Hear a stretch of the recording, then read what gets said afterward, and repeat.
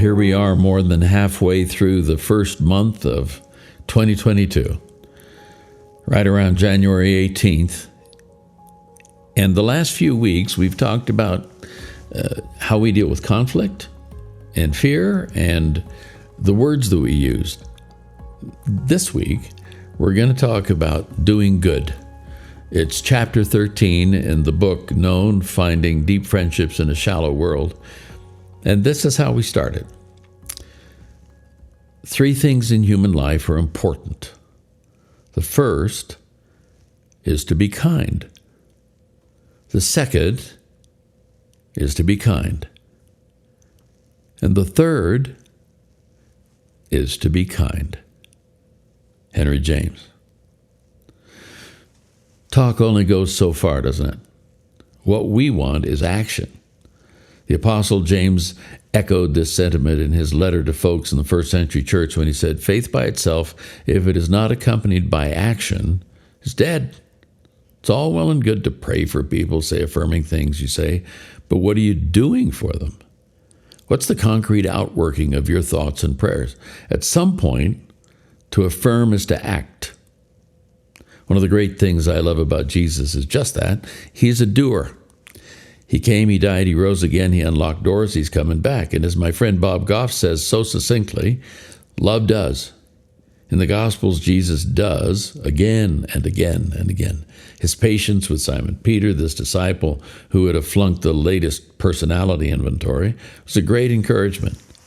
Let's set the scene. Jesus will die within 24 hours and has asked his closest disciples to pray with him in the Garden of Gethsemane for an hour the evening before. They fall asleep 3 times. Then the temple guards come for Jesus. Peter jumps to his feet, grabs his short sword, takes a swing at the closest guy. Peter tries to defend God. Perhaps it's the sleep in his eyes or I just woke up disorientation, but his aim is not so great. Cuts off the guy's ear instead of his head. One can almost hear Jesus murmur, oh boy, under his breath. Then he acts. He does something to undo what Peter has done with his good heart and bad aim. I see Jesus reaching down, picking up the ear. Perhaps he cups it in the palm of his hand and presses it to the bloody hole on the side of the young man's face. Holding the servant's head in both hands, he looks into his eyes and says, sorry, now you're good. Then Jesus releases him to wholeness. What an affirming act toward the servant and toward Peter. The last thing Peter needs is an attempted murder charge lodged against him by the high priest people. Can you imagine the young man hauling Peter before the judge saying, this big guy tried to kill me. It was pure luck that I still have my head, let alone my ear. The judge says, so what did he do? Well, he cut my ear off. Really? Which one? Well, this one, he says as he touches his right earlobe. Looks perfectly fine to me, says the judge. Case dismissed for lack of evidence. End of story. That, of course, is what Jesus does. He destroys the evidence. Try to prove in court Peter's action without the severed ear. No evidence. Try to say the carpenter from Nazareth is still dead without having a body at hand. No evidence. The end of time when the accuser says, I know, Foth, he's got a list of sins as big as all outdoors. Father will look at the list and say, I see nothing here. This has paid in full stamped on it in the blood of my son. Evidence destroyed. Now that's taking an action on your behalf. Friends take action. They find ways to invest in you. They cheer when good things happen. They weep when you're in pain. They figure out what you need and find a way to get it.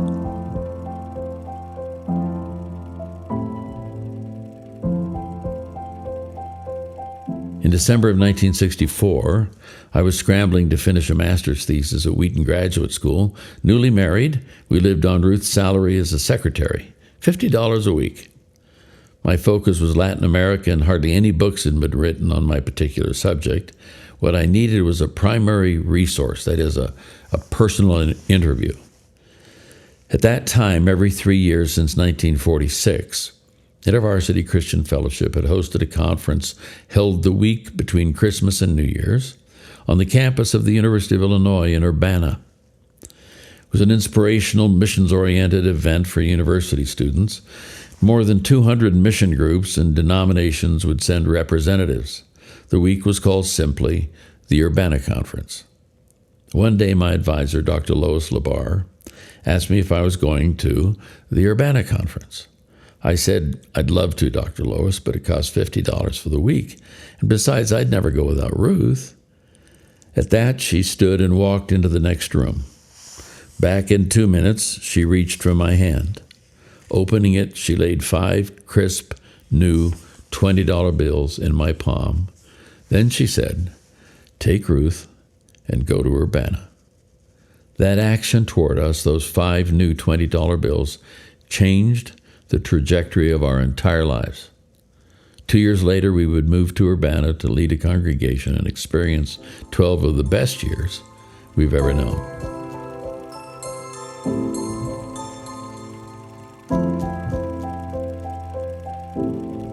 In the crucible.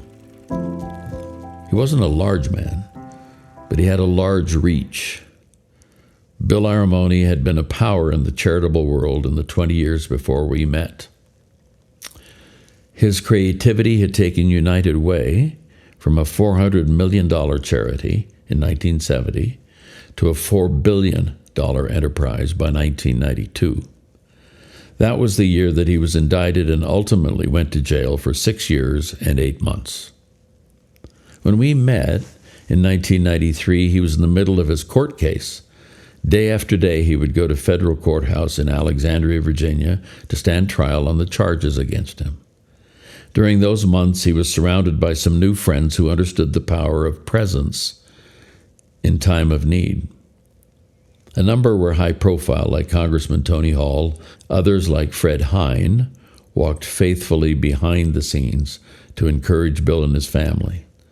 In his time of greatest humiliation, Bill had found a friend and a redeemer in Jesus, and a cluster of new friends who acted like him. When I first met Bill, I felt awkward about broaching the subject. He wasn't awkward in the slightest. He brought it up with this thought, Dick, I may very well be convicted and have to spend time in prison. What folks need to understand is that I was in a personal prison before this, and now I'm free. I'm freer than I've ever been in my life. He came to cherish the handful of brothers who would show up consistently, 1 or 2 at a time, at the courthouse. He never got past that kindness. He never got over it. He never wanted to.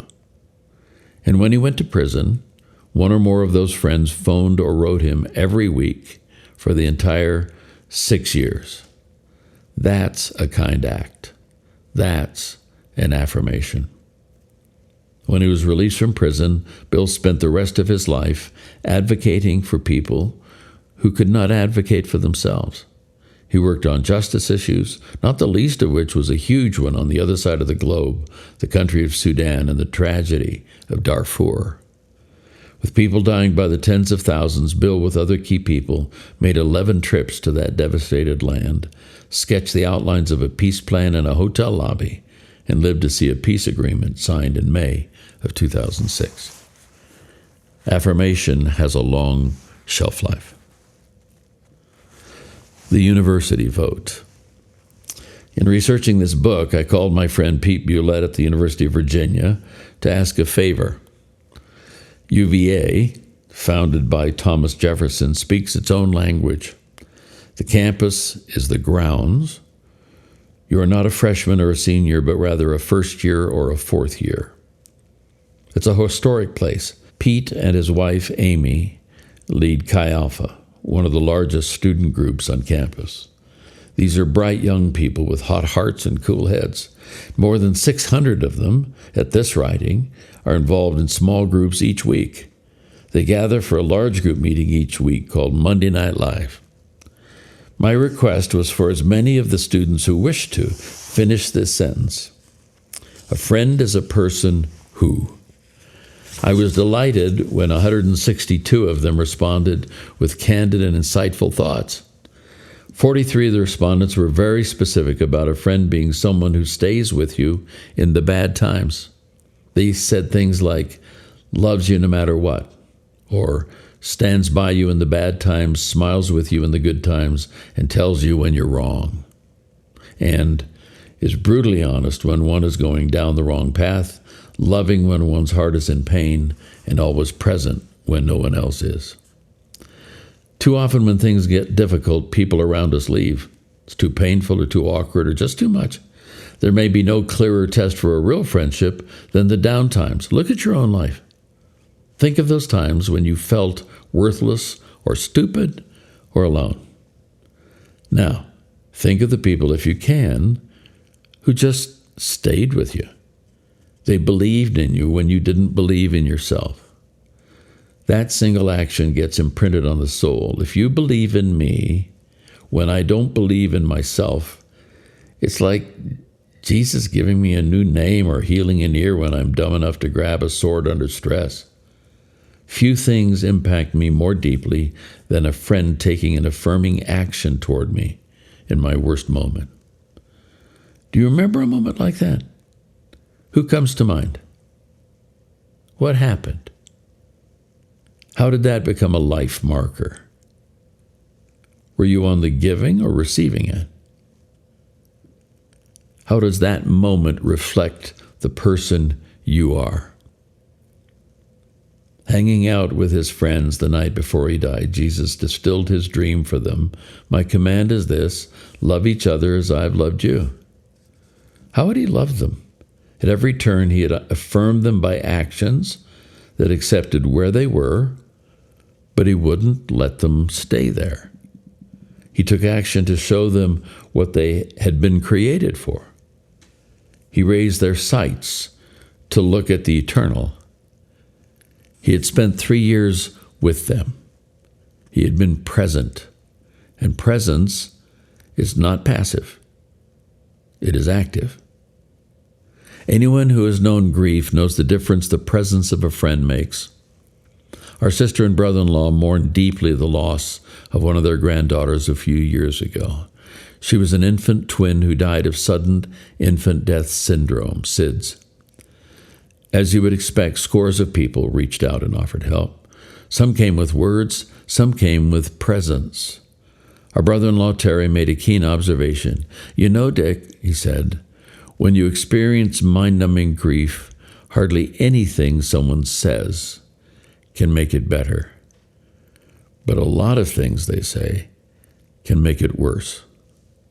Words can rarely touch a deep grief. Presence might. Actions will. When Jesus said to his guys, "Come pray with me in the garden for an hour," he was working through the front end of the greatest grief anyone would ever know. He wouldn't have their understanding, but at least he'd have their presence. A softly snoring presence may on occasion be better than no presence at all. That's it for today. Those 2 words are great encouragement, I think. Do good. Let do gooder be a positive phrase, not a bad phrase, as oftentimes people like to use it.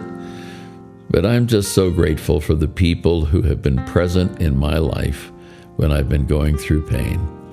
And I just pray that you guys listening will be in a space where in the days ahead when somebody hits the wall or somebody does something that takes them to a difficult place, that you might find it in your heart and in your thinking to go and be present.